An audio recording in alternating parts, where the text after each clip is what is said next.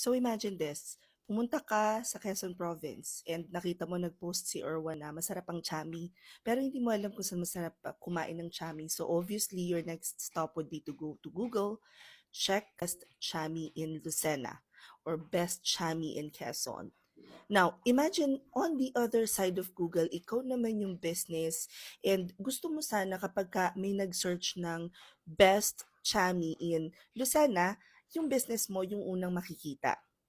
That is exactly how search engine optimization or SEO comes into play. Ang goal ng SEO ay maging top 1 or magpunta sa page 1 ng Google ang mga negosyo.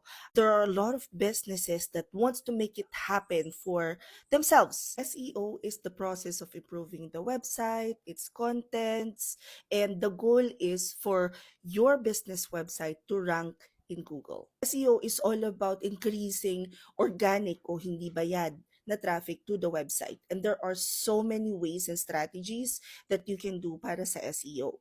If you guys want to learn SEO or you're kind of curious if this is something that would help you as an additional service sa inyong social media marketing and management service, or you want to use SEO para sa sarili ninyong negosyo, the good thing about SEO is napapag-aralan siya.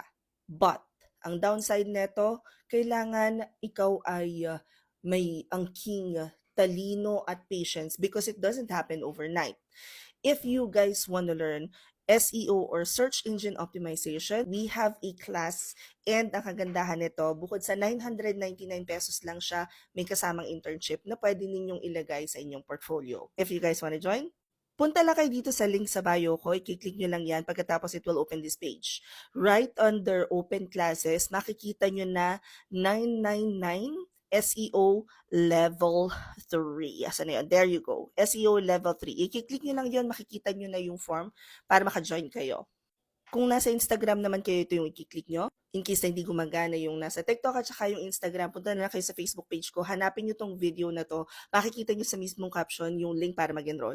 Ganon din naman sa YouTube, nasa description box lang. Hope this helps. Comment any questions you guys have about working from home. Follow for more work from home chismis. Bye!